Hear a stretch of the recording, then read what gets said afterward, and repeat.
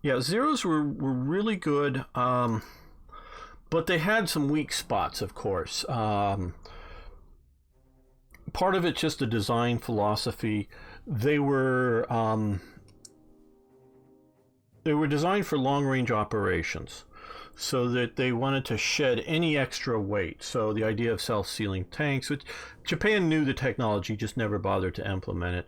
The idea of any armor, it was like, hey, you know, we're always going to be attacking our enemy, so the engine is the armor, and other things like that. So they came up with a really nice high-performance aircraft, but if you knew how to fight it, and Chenault with his tactics um, uh, was able to do it with the P-40s, and then you also have the Thatch Weave, which I wish I could show you my hands. I could sort of show you how the Thatch Weave that would do well. But when the British, who were using a lot of Brewster Buffaloes in Burma, tried to dogfight it in the sort of World War I style, just didn't work out well, and they lost badly to the Zeros.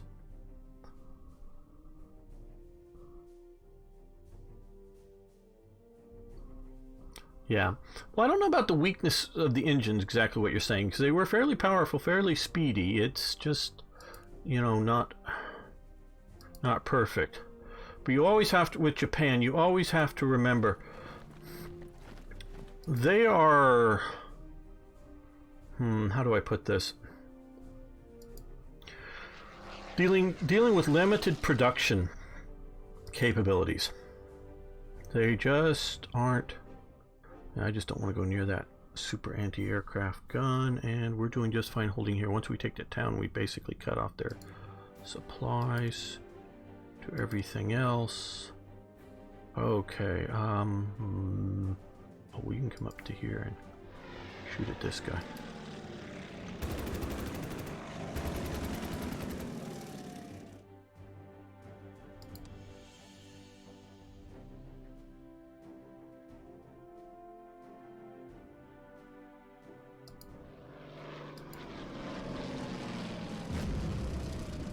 Ooh, got one damage. Very good.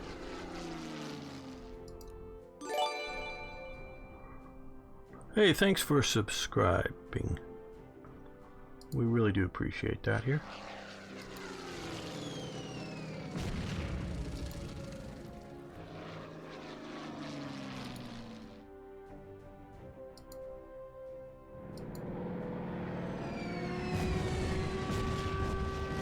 Oh, that also took them the bunker down by one.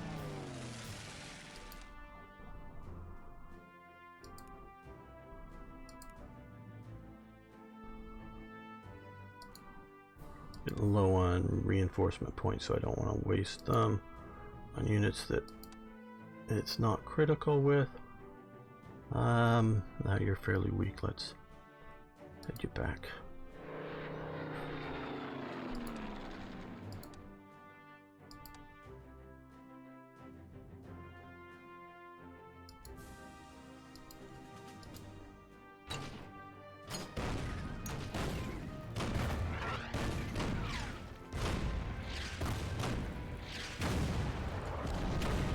Hey, for Oakenchill.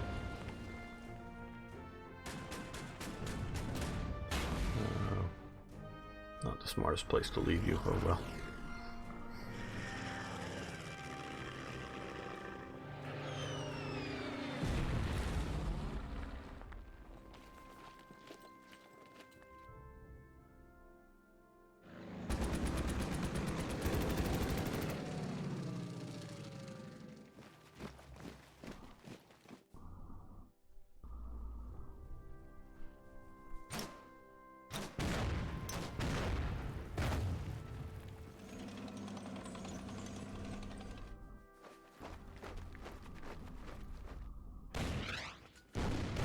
Not the smartest move, moving away from that anti-tank gun setup.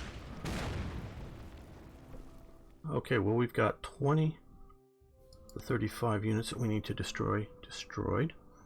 That is good. Now that these guys moved away,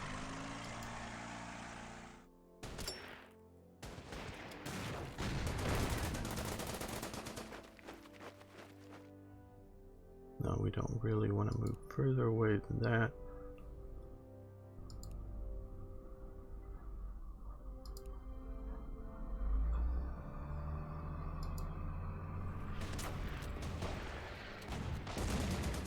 Okay, horsies are down.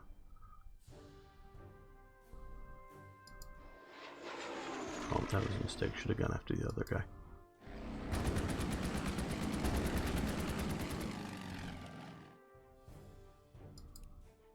Yeah, you need to head back to an air base. I guess we can head down here.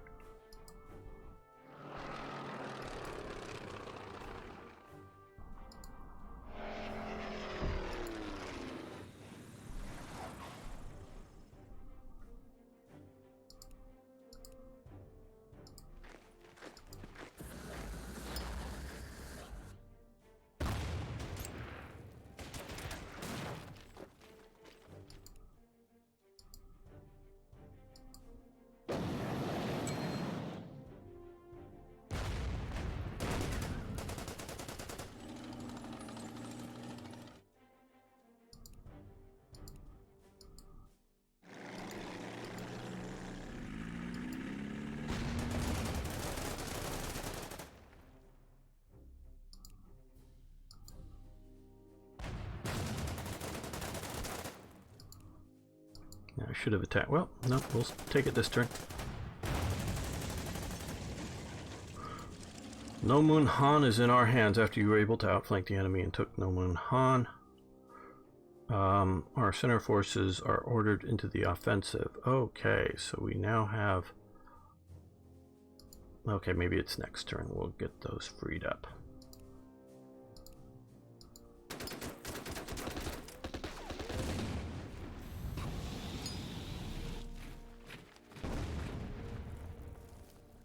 Okay, we'll pursue.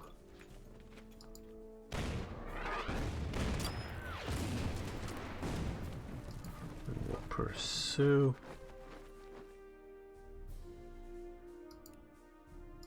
Actually, we'll use you and see if we can just kill them all. Very good.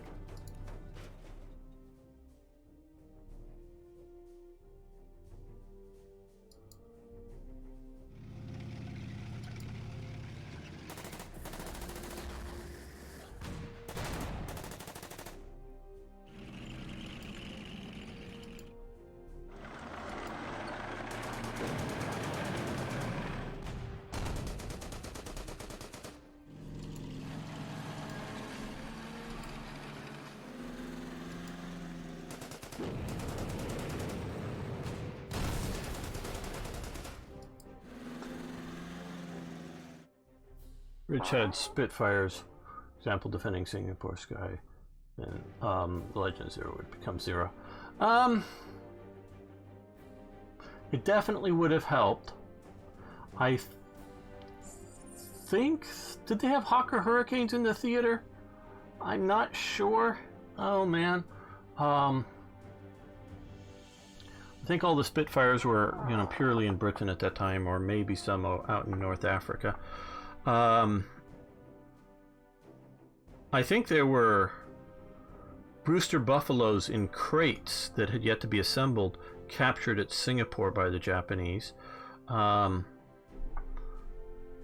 no, they could have. Britain could have done a lot better. It just, there's various things with all of that.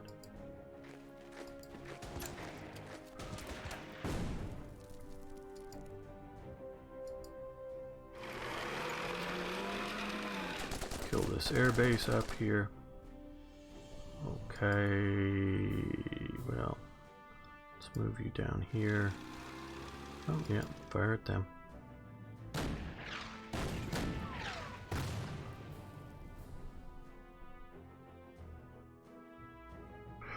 Well, okay. One, Japan had basically run out of ammunition, the Japanese forces did. Had you been able to get air superiority and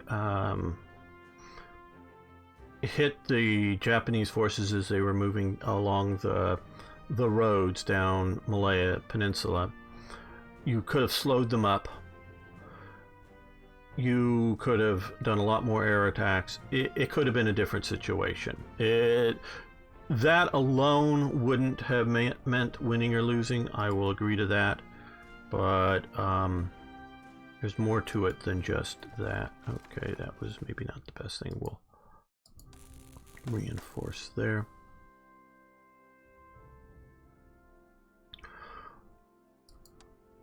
But okay, warfare mostly turns on,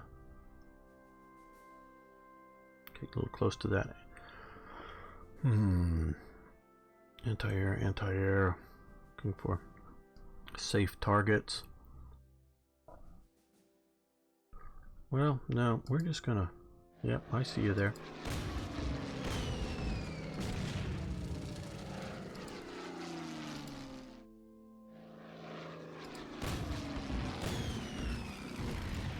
We're just still gonna hammer you.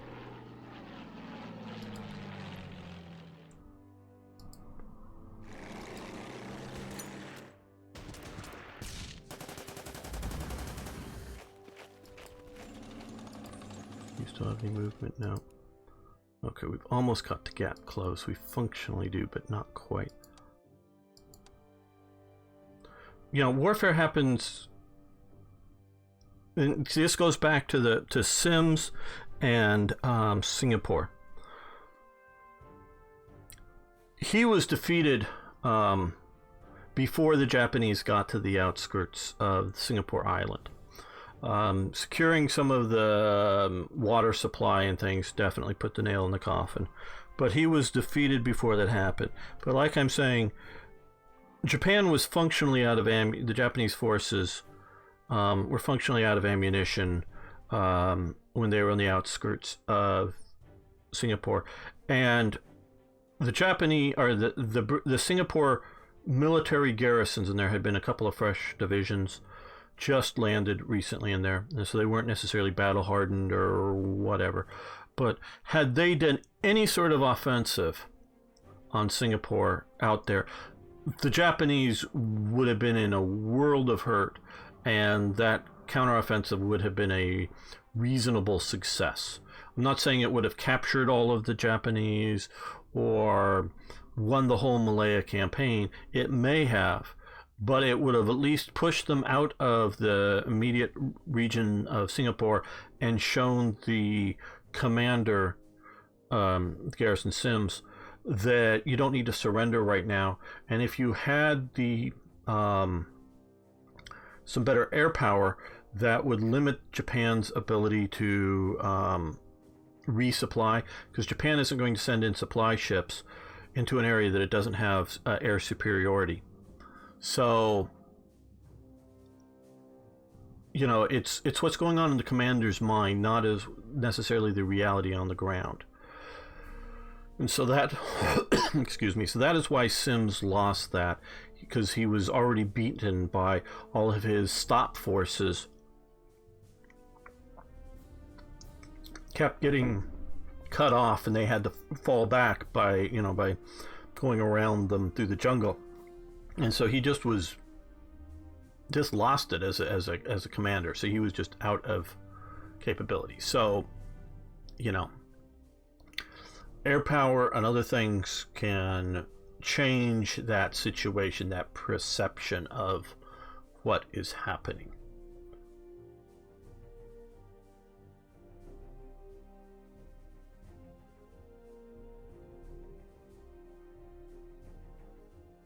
Well, Paul Winter, yep, you're right, but what's more important to Britain?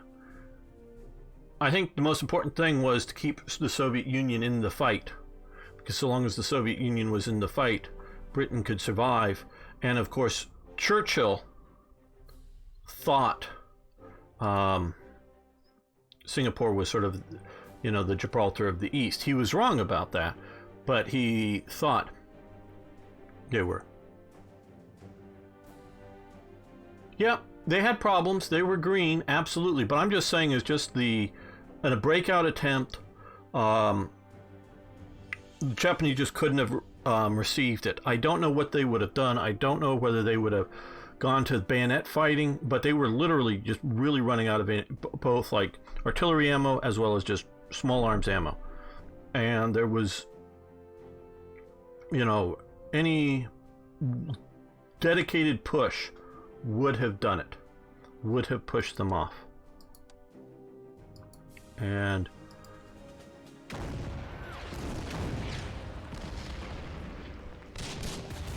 okay, well, I guess the AI is still going to control these guys, but they're now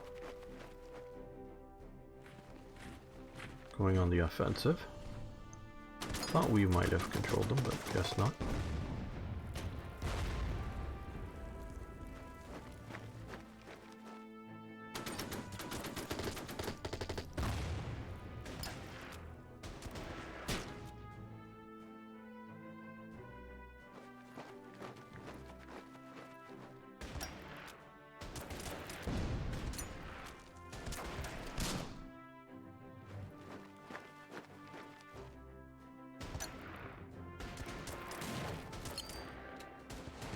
Well, maybe even it could be World War I dooms the Empire. And Churchill just didn't know it. Kind of thing.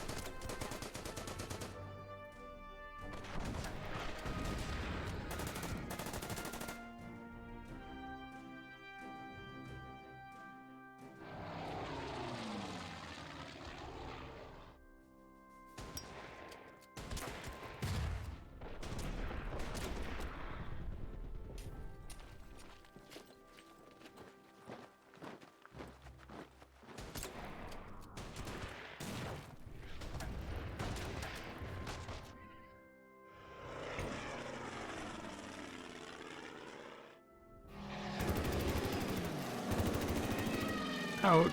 Fighters down, our fighters are down.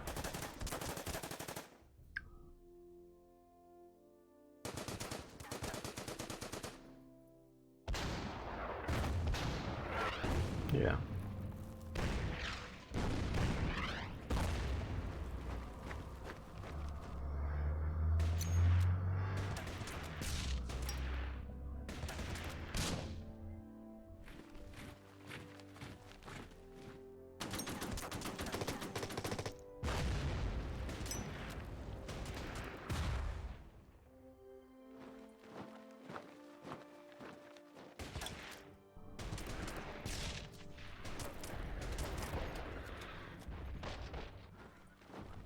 Yeah. P.S. That's sort of what I'm saying is the Empire was already sort of done by that point.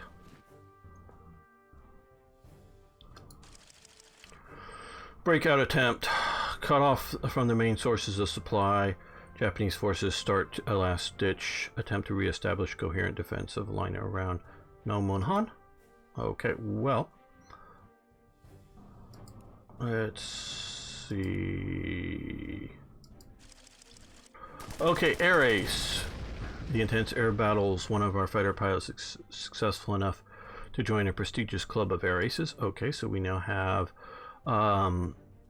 Commander enlisted Lev Kozachenkov. Sorry, I'm butchering that. Never heard of him. Probably should have, but haven't. Okay. I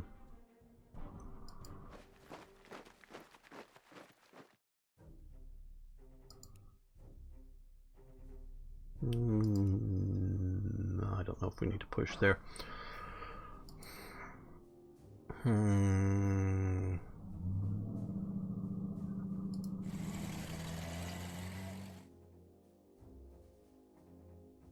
Yeah, we don't need to go run into those forces. But what we do need to do is cut off that officially. So now they are completely cut off. We'll reestablish supply to our friends.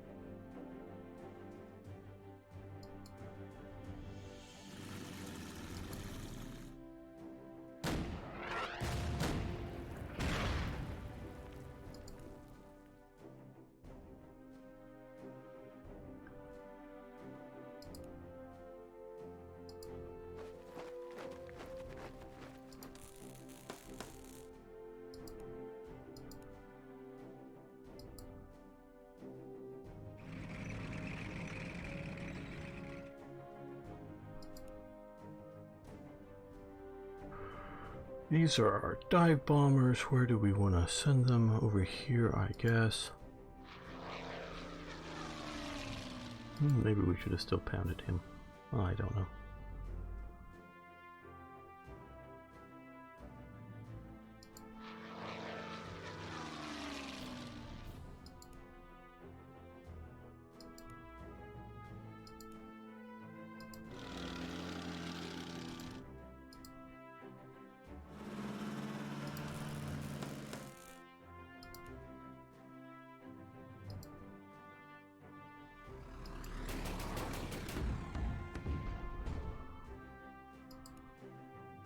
Okay, well, you get to head back to the airbase as well.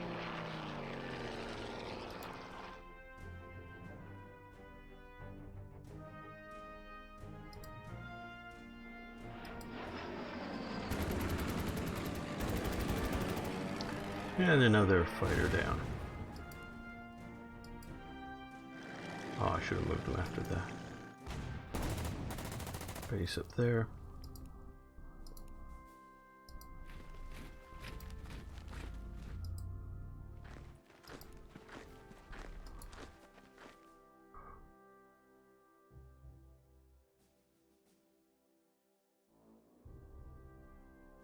Yes, we will hopefully take down the core units now, or the trapped units here.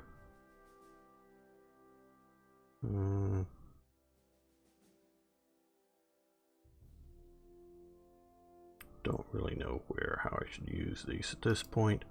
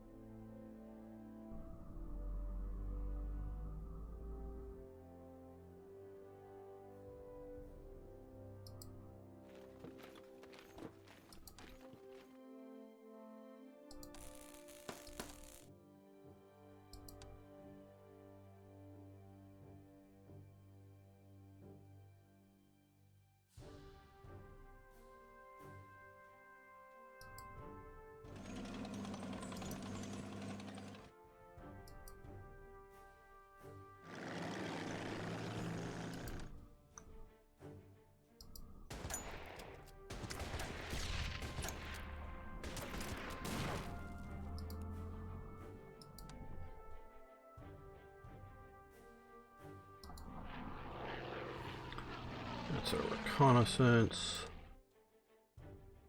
You can just stay there. Here we go.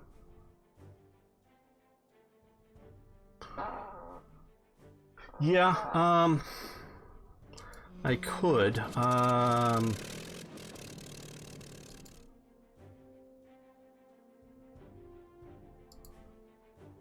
There we go. Now we have him there. Good idea. Just I don't know how much more air action we're going to have this scenario.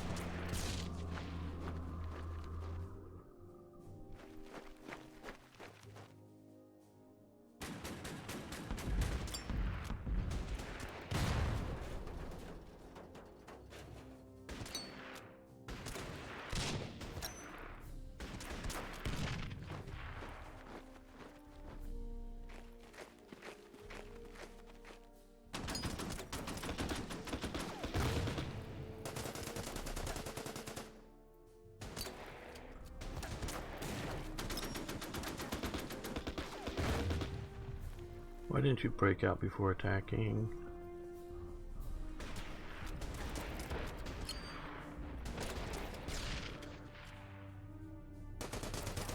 Why are you doing that, horsies? Okay, you won, but still that was a stupid move.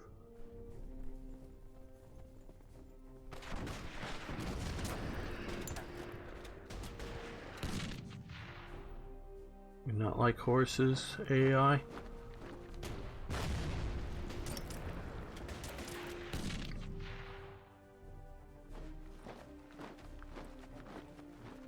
I'll check the attributes in a moment of the pilot.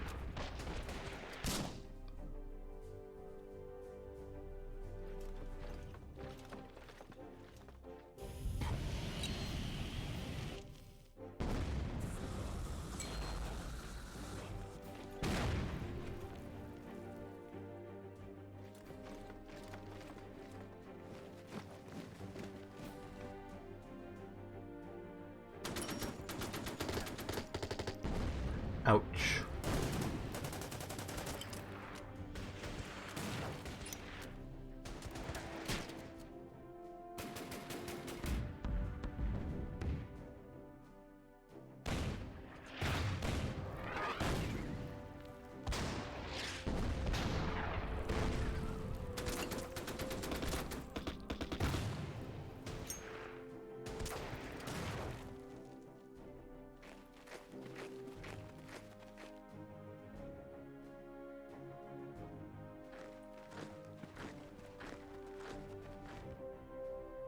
Okay, we have to kill 5 more units for get our primary objective.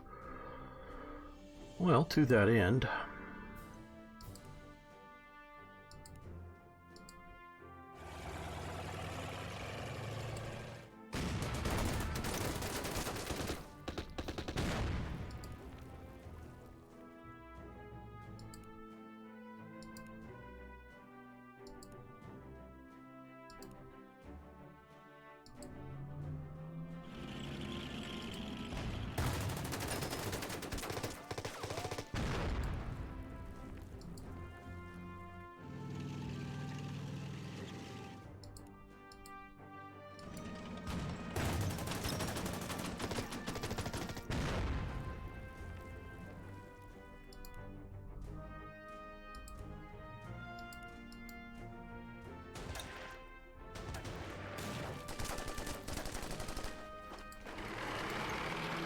go.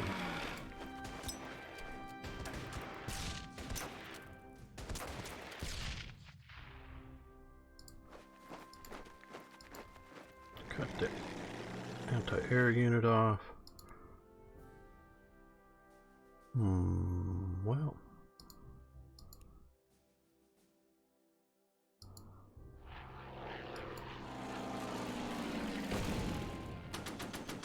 Not that it's going to save them, but let's at least try to save those cut-off troops.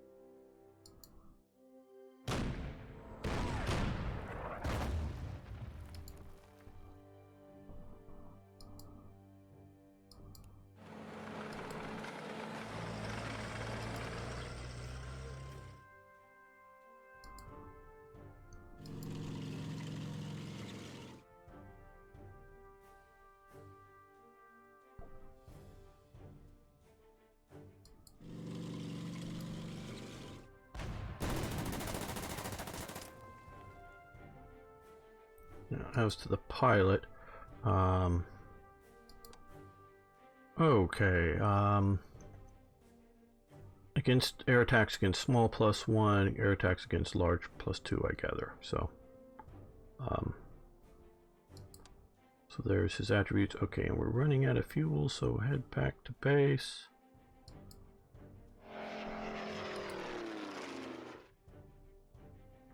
Why aren't you in?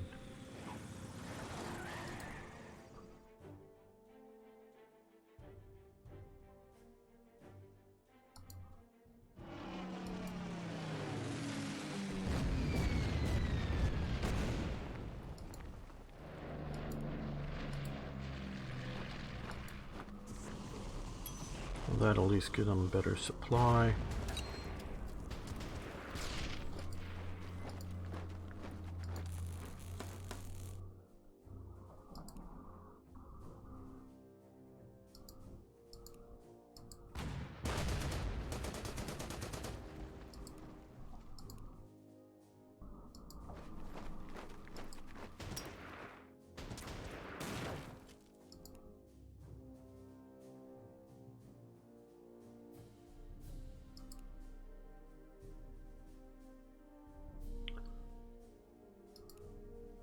I think this would be considered a route.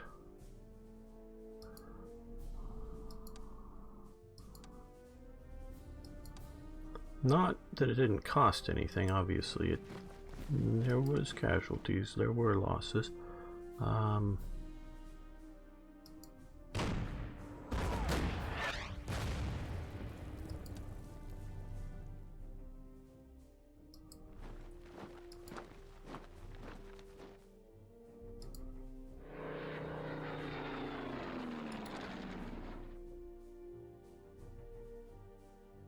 Nope, you just keep holding the supply point.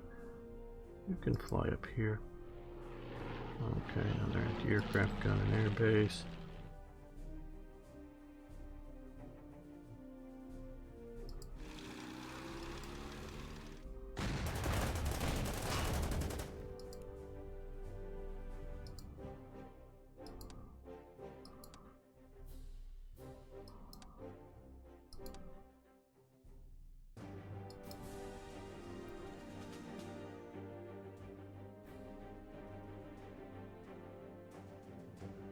Good one, Van Bishop.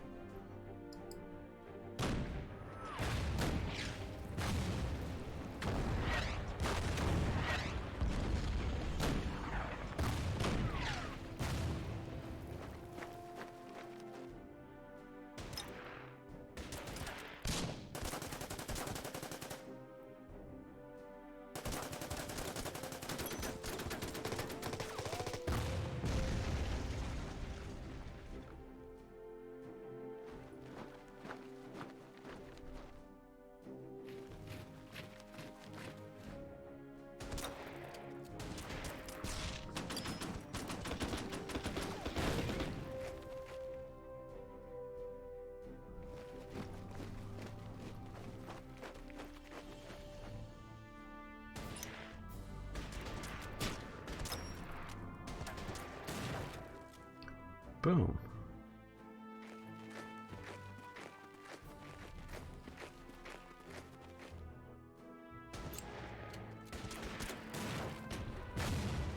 Why did you attack? I know you had one strength. You could have just withdrew.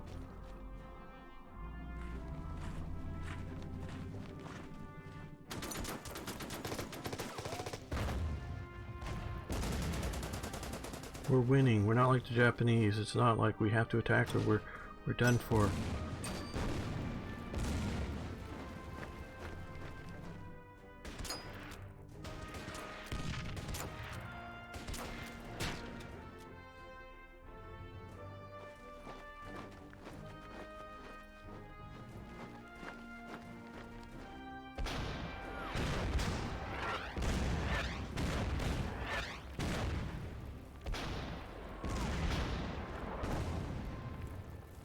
Okay, well, we only need to destroy 2 more units.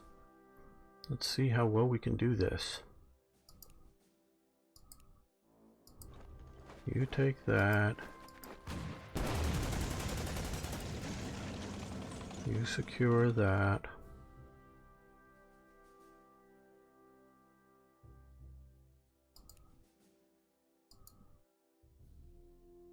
Yeah, I see the anti-tank gun there. Victory is imminent. Our forces are causing serious losses to the enemy. There you see Russian troops looking into, what is that, a Hago or something? I don't know the Japanese tank names that well.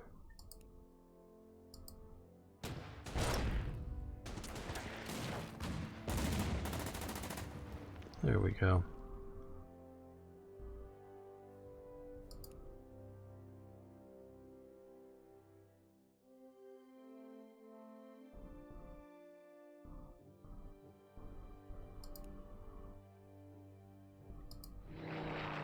Back inland.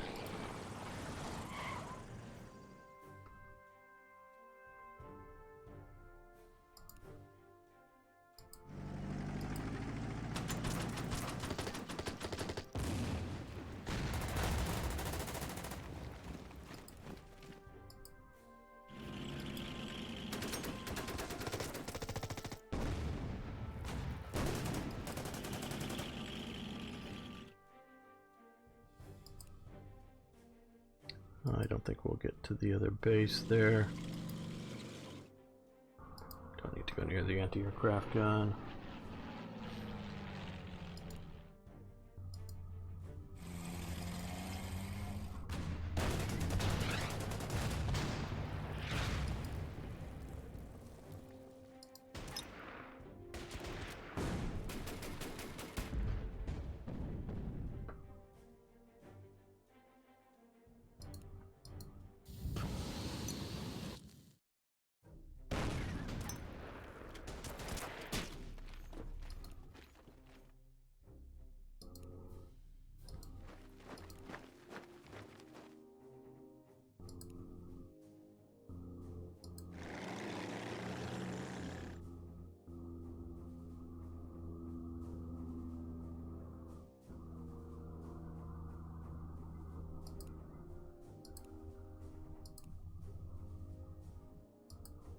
Just gonna cut off their supply to those units.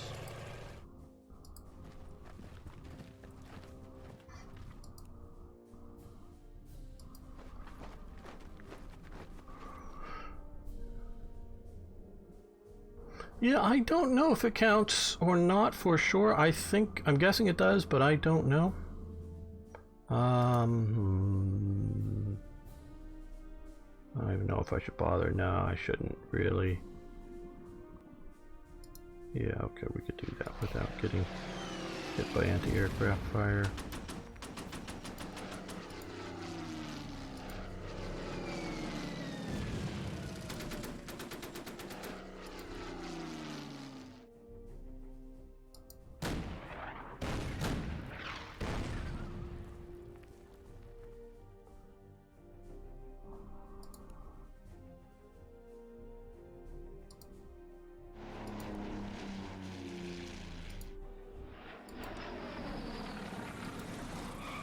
A little worried about just having aircraft run out of fuel, but other than that,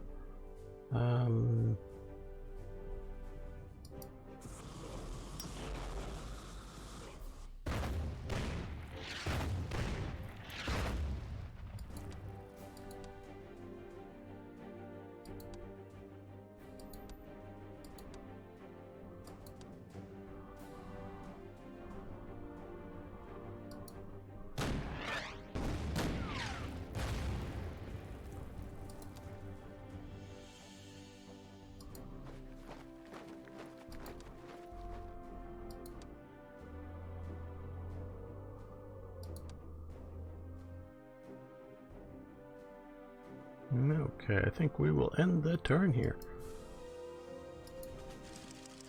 Major victory. Your skilled offensive has finally defeated the Japanese forces and forced them to ask for peace. As Tokyo shows no appetite for further clashes, Moscow is pleased with your far eastern border, or with our far eastern borders are secured. Now, the consequence of this battle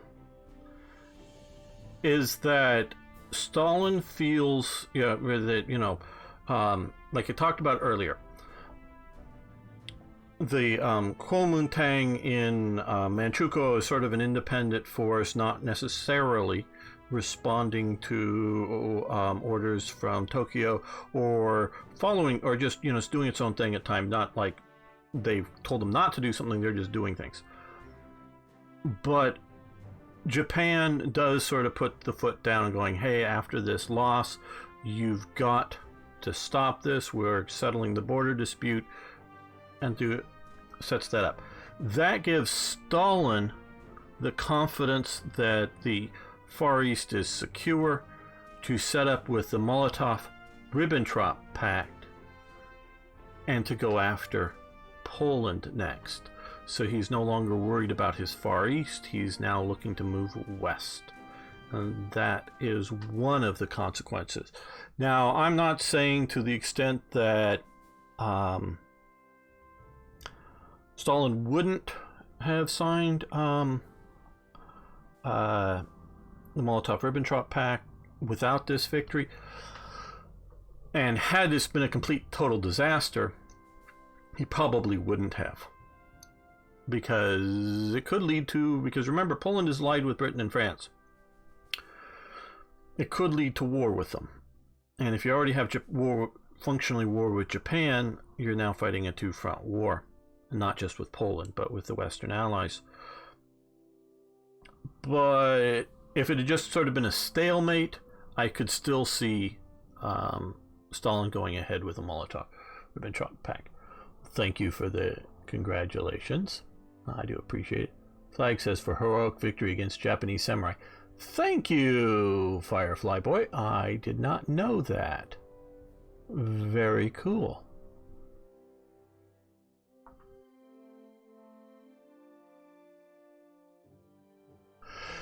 Well, Van Bishop, yes, in a way, but that is much further down the road. That's 2 years later, and that's after the defeat of France and Britain besieged. So that's part. I mean, if Japan really thought that any moment. Oh well, and also of course you have Barbarossa's happened, so they know the Soviets won't go, oh, we just want to change the borders now and move, because they're fighting with the Germans as well. So yeah, pacts, truces, whatever, those do have some impact on things, absolutely. But knowing that the Soviet Union is fighting for its life also helps greatly with the idea that Japan can move south. That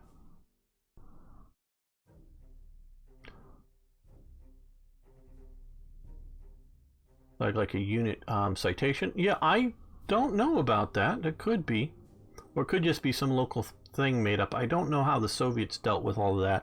They start forming, I think, and I'm not an expert on the Soviets, but I think they only start forming guards units after their war with the Germans. You got to remember, Stalin is in fear of the army. He wants the army terrified of the the Chetka, the secret police. The NKVD, whatever you want to call it all.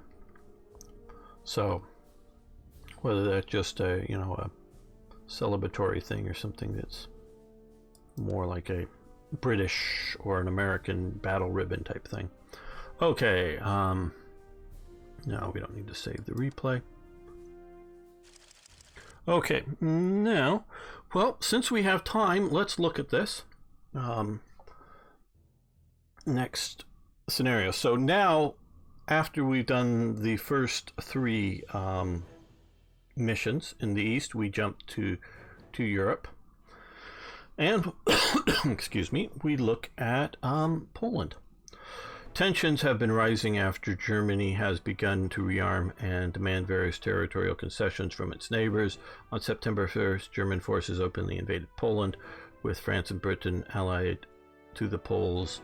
This move will surely plague the whole continent, or plunge the whole continent into war. You have gained 3 new specialization points. Do you want to consult the specialist? Sure, we'll do that now. Okay, so I don't know. Okay, it looks like we have 5, so we could do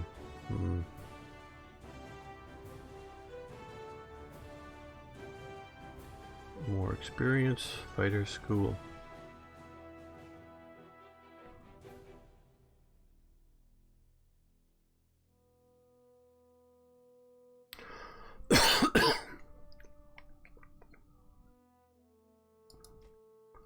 Okay, let's do the Molotov-Ribbentrop Pact that we were just talking about there. Not sure that that's the best choice, but we'll take that. So now we're looking at Grodno. September 39, with German invasion of Poland progressing rapidly, Moscow starts to occupy the western half of the country.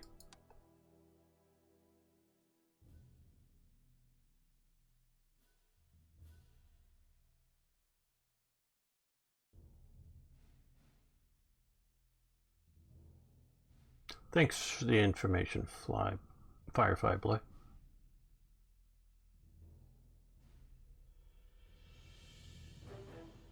And so it's only really the need for morale boosting for things like the Guards divisions and turning it into the Great Patriotic War. And really, and again, Flyboy seems to know this better than I do, by a lot. But my understanding is the propaganda starts, you know, sometime after Barbarossa, to change from sort of the Communist International type, the Comintern, that type of propaganda, back to Russian nationalism, because that had been wanting to be suppressed by the Soviets. Any sort of nationalism, Russian, Baltic states, Ukraine, various, you know, Georgian, Azerbaijani, whatever nationalism they wanted to suppress. So, okay, we can start the mission briefing. Excuse me. As you know, the German military invaded Poland September 1. A few days later, both Britain and France declared war on Germany after all attempts to reach a collective security arrangement with those Western nations failed. Moscow agreed to a non-aggression pact with Germany in late August. Okay.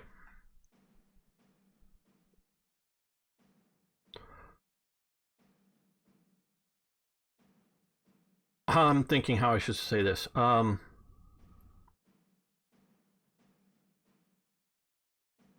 would have to disagree with this statement. I've done some research, well, been more than a year ago, looking into this. After all attempts to reach a collective security agreement with those Western Allies nations failed.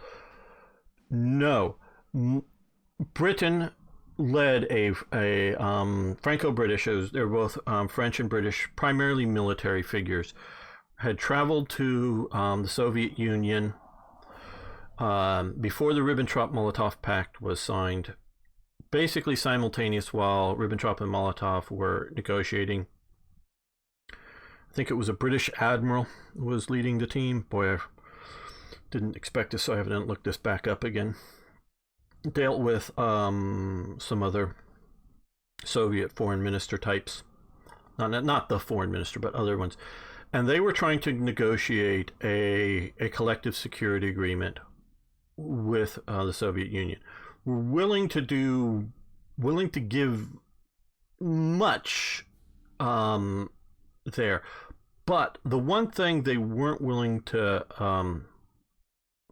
go for was the idea of Soviet territory expanding, say, into the Baltic states, possibly Poland, possibly Finland. I don't know quite what the Soviets were telling the Western Allies they needed to have.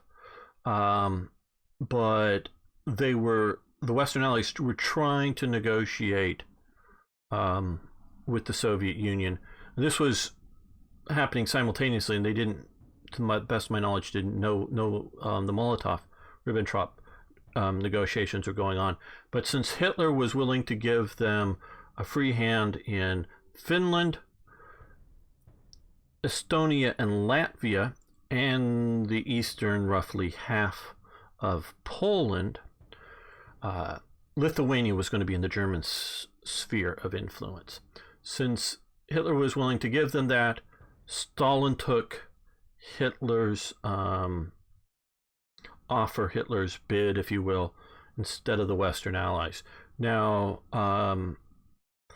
the pre-invasion borders that were drawn for Poland were adjusted partially because of greater German success, and the Germans decided they sort of wanted to keep the territory, so they sort of did a swap. We'll keep this area that we've occupied of Poland. You get to have Lithuania in your sphere as well. So that was, they sort of did a land swap privately after the fall. So that's, and I don't know what they're going to say next, but I would sort of disagree with this on a historical basis.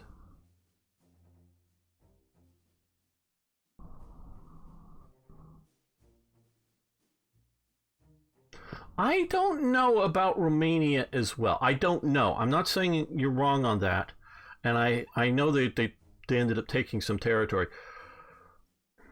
Back, I think it was 36 or 37, Romania sends a delegation first to France to try to assign a mutual defense pact. France just says no. Flat out no, because France is still in trauma and shock from the First World War, and know that there's no real way that they're going to put any real effort into defending Romania. Now, this is entirely at that time looking at the Soviet Union. Not that Germany isn't in the back of people's mind, but this was, I think, even before Germany gets into Austria, but definitely before Czechoslovakia and all of that. So Germany is still far off of a threat for Romania. Romania is mainly worrying about the Soviets. And then it had already been planned, already been scheduled. Then the delegation goes to Britain and also asks for a mutual defense pact. Britain basically says, no, we can't do it, since the French won't. We can't do this on our own. So that gets turned around. Hitler also at this time, 36 through 37, approaches Romania, and Romania says no. Romania wants to be allied, particularly with France, but that all falls apart. Now things change once Czechoslovakia is divided up, and the first Vienna Awards, and Hungary is looking at getting some Romanian territory, and there's more maneuverings going on. So I don't know quite how and when for Romania in whose spheres. Not saying you're wrong, just saying I don't know from all that.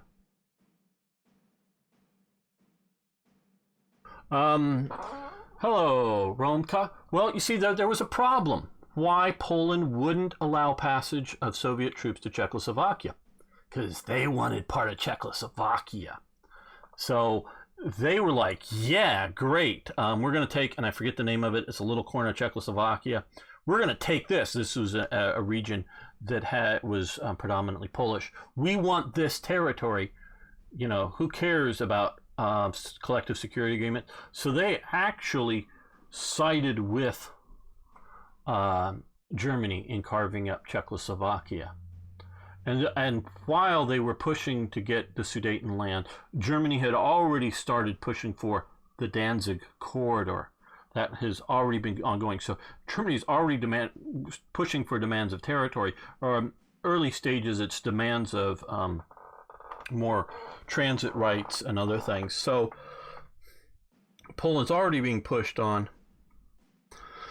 very, very short-sighted. Now, plus, Poland has fought one war with the Soviet Union for its independence and is paranoid of Soviet troops coming across as well. There's also that aspect, too, of why they wouldn't want to do that.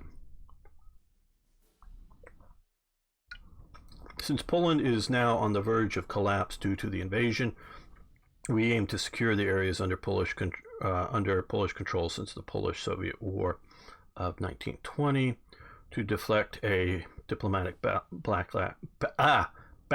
Moscow declares that we have to protect Ukrainians and Belarusians living in eastern Poland. Our initial advances have been met by little resistance from Polish units, but now their stance has become more hostile since there are good chances that we may be able to surprise the Polish units wholly unprepared for combat. But expect growing resistance when we advance deeper into Polish territory, up into here. Okay. Seize your objective as quickly before the Poles can organize more serious defense, but make sure that isolated units do not sneak into your rear. Polish Air Force has been hit hard by the German air power, so we do not expect air activity in this region, and command agrees to deploy recon aircraft to scout the areas ahead. Very good. Okay, well, don't know, we don't have too much time for this, so but let's take a quick look here. We've got a lot of points now that we had a major victory instead of just sort of squeaking by. Take Grodno, take all secondary objectives, 20 turns I presume, deploy 2 core tanks before turn 2, complete in 18 turns, so complete 2 turns early. Alright. Okay, Commando, please by your skill you demonstrated when leading mechanized formations, and adds a unit of light T-38 tanks to your forces. Yeah, like I was saying earlier, these are really neat little vehicles. They are amphibious, designed to be so. Now they are really I would call them not light tanks but tankettes, in that they only have a single machine gun. They're 2-man, and so if you're looking at a region that is, and I don't know how well these would do in swamps, I just honestly don't know, but little amphibious vehicles, you got lots of rivers that don't necessarily have lots of bridges, a good way to move around. And if you're facing an enemy that doesn't have lots of tanks, and even if it does have some tanks, still mobile machine gun boxes, you know, pillbox type things, are useful against infantry units to keep them suppressed.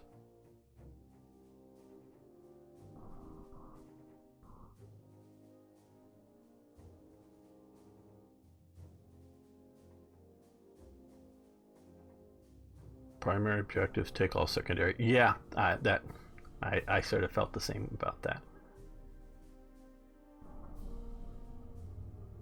Yes, that's Zalosi or whatever. I've seen it spelled in different fashions, depending Czech, German, or Polish. Okay. What can we deploy? Okay.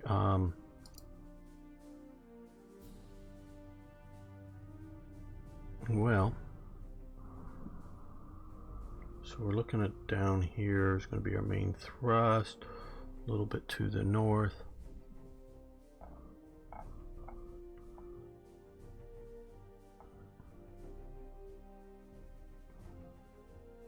Okay, we're looking at speed, but they're giving us a bunch of these guys, or no, these are just left over from the last campaigner. Don't know. But we want BTs because we want to move fast.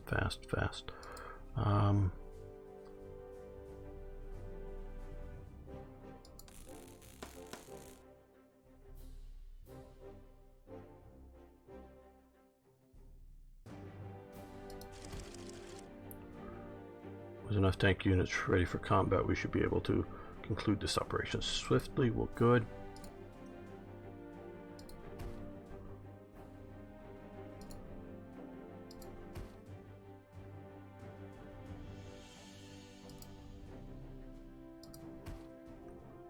Firepower support.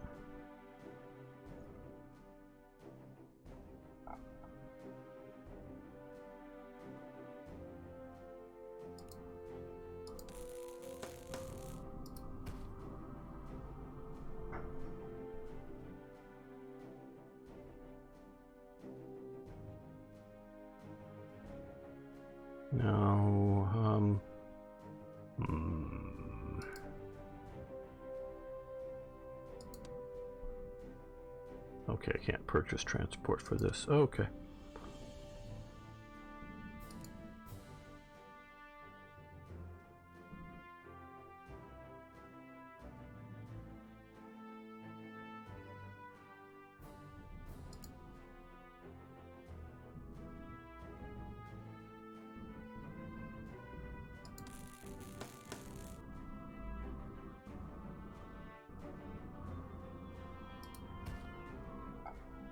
Where's my little flame tank?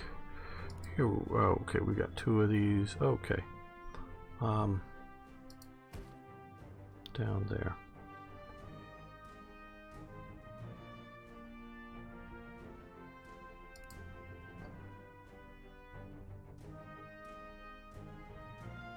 Not enough air supply. Okay, okay, they're not going to let us do that air. But I think maybe we can do these reconnaissance air units.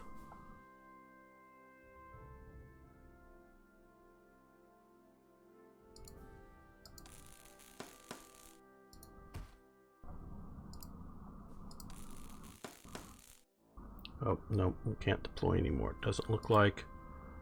Okay. Okay, well, let's give this a shot. At least we'll start this.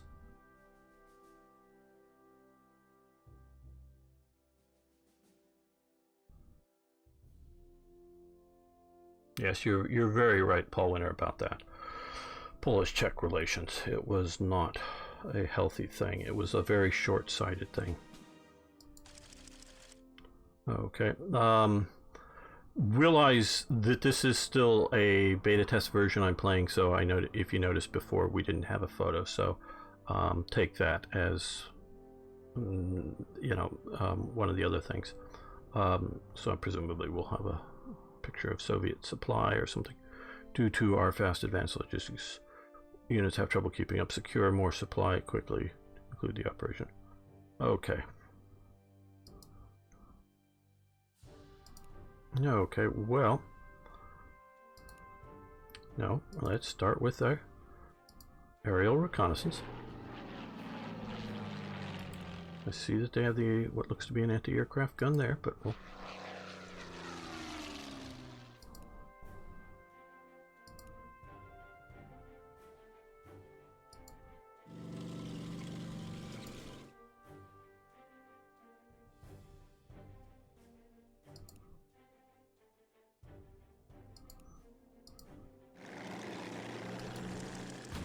okay, Polish logistic units consisting of transport trucks have been completely overwhelmed by our forces. Without much bloodshed, our troops were able to secure a few resources. Very good.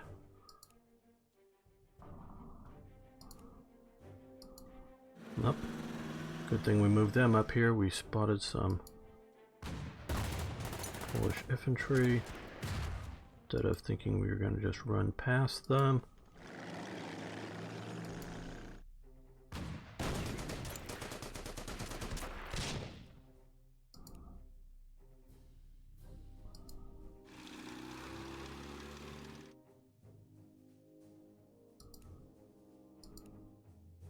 So these are the amphibious tanks. Looks like we can just push in there.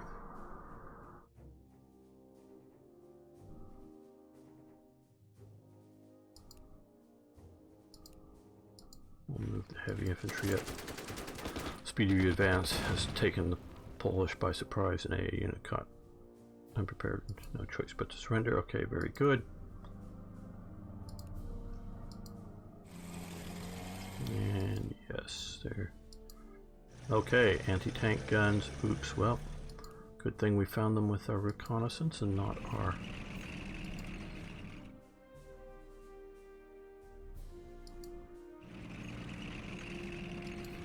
bump into them unexpectedly. Okay, these guys have some fight in them.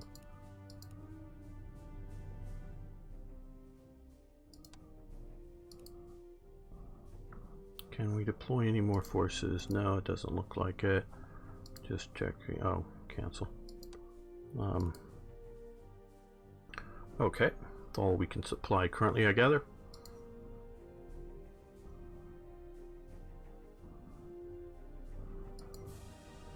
Oh, cancel what?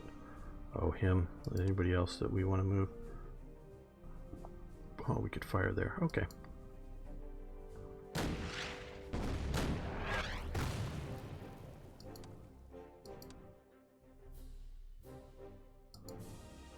Continue.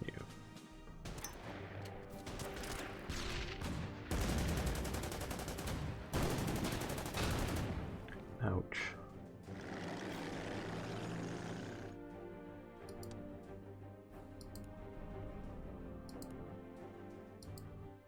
We're going to bypass him and move these guys up.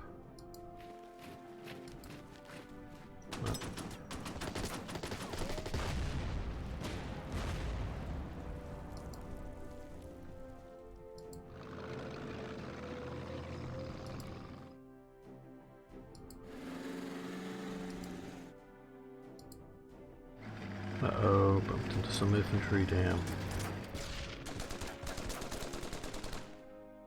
Okay.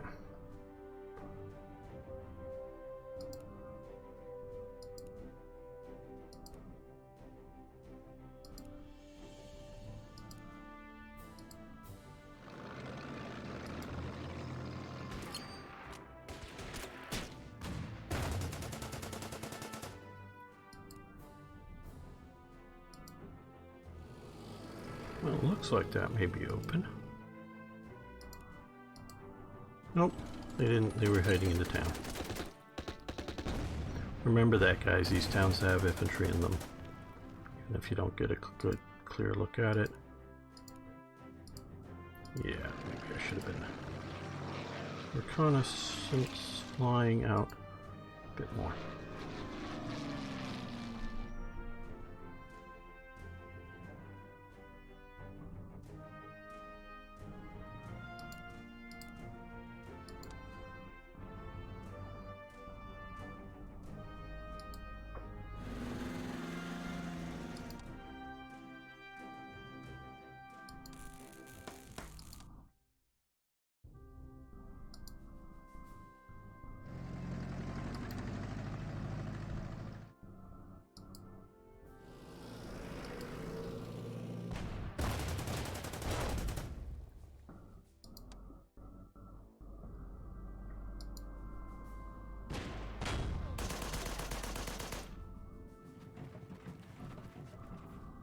I don't know that that was a good move.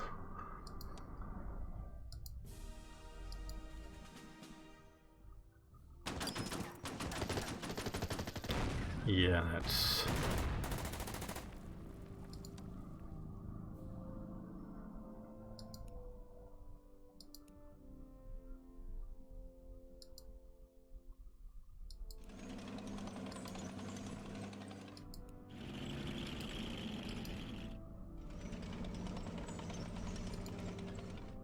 We need infantry down here.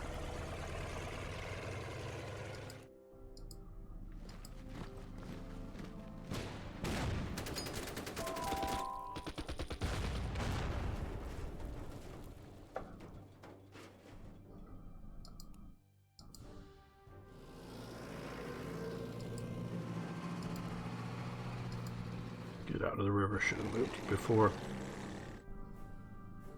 Oh, some TKS tankettes also, I would call those. Yeah, you can take that.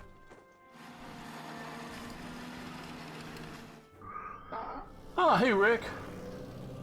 Good to have you here, my friend.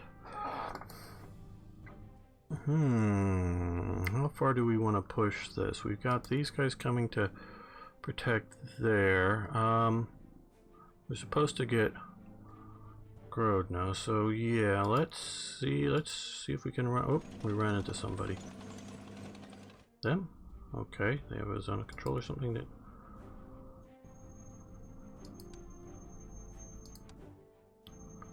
Force, let's see, can we deploy anybody more now? Nope, because I could use some more infantry down in the south here.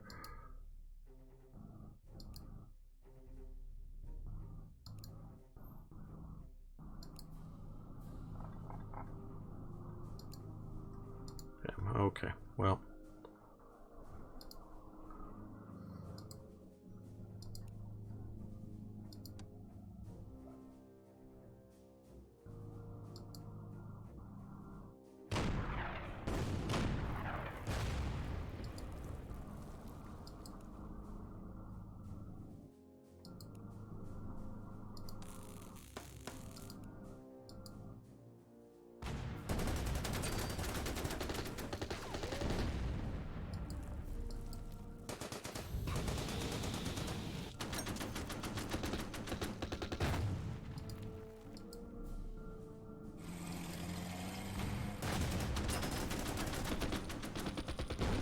Ah, okay, I can tell you that, Rick.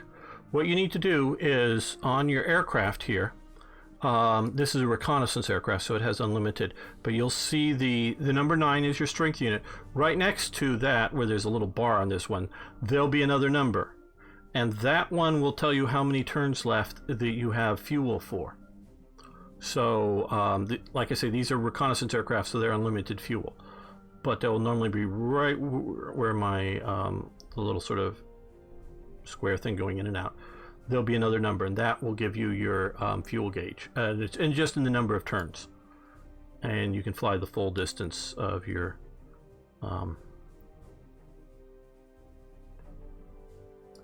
aircraft in each turn.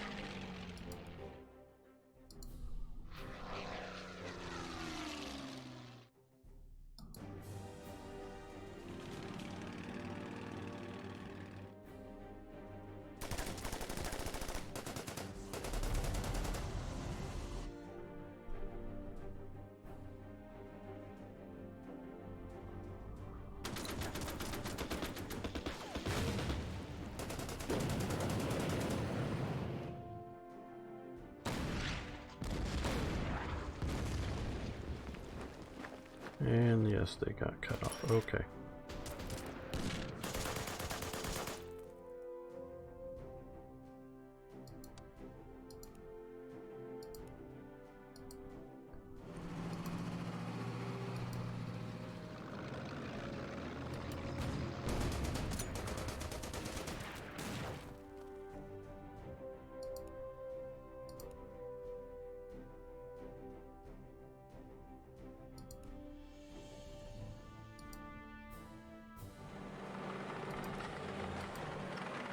Oh wait, we can link up and get supply again. No, there were some horse units or something moving up there, so we'll cover that flank.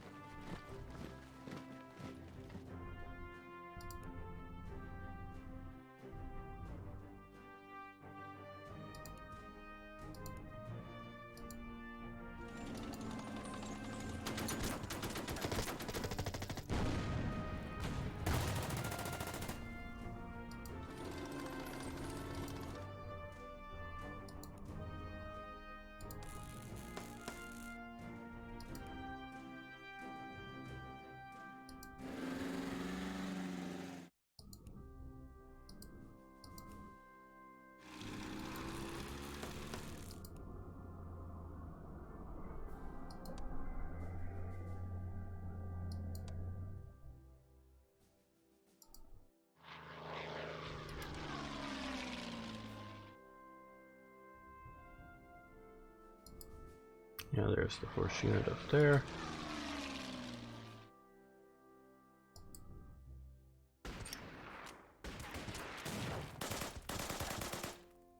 Okay, keep pressure up on them, keep pushing, push, push, push, push, push.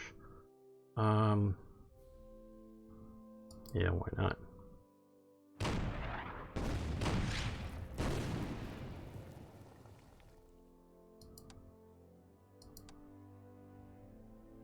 Okay.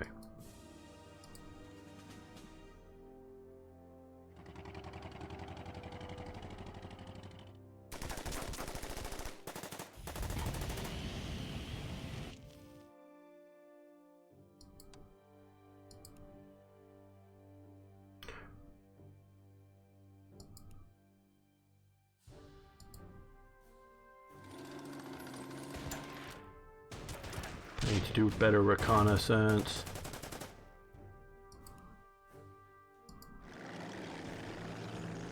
Yes, I have the reconnaissance aircraft right here. And we're near. You're in their zone. Okay, well.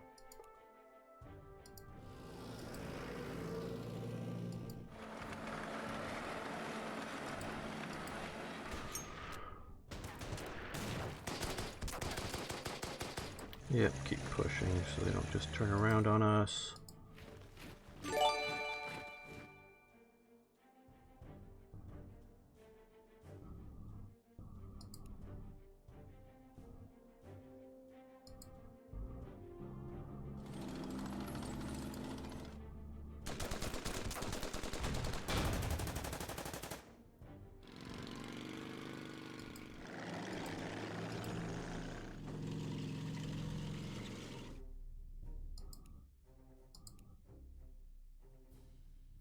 Yeah, because otherwise they'll just come back and cut us off in the rear.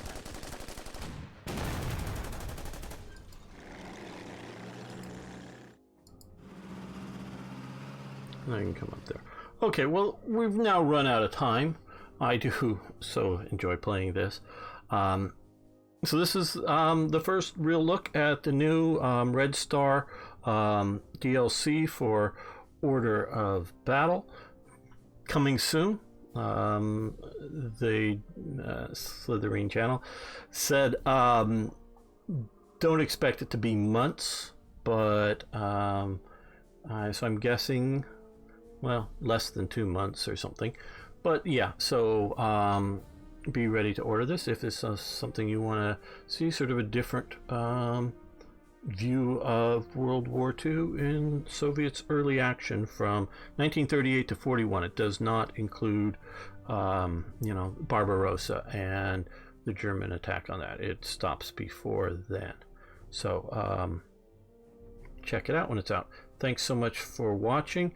If you like other historical games, you can check out my Twitch channel. That's gamer_1745, and also similarly on YouTube, gamer_75. So you can subscribe there if you like. And thanks Van Bishop, Unknown, Paul Winter, John Kaminsky, Sarah, everyone else. Thanks so much. See you next time.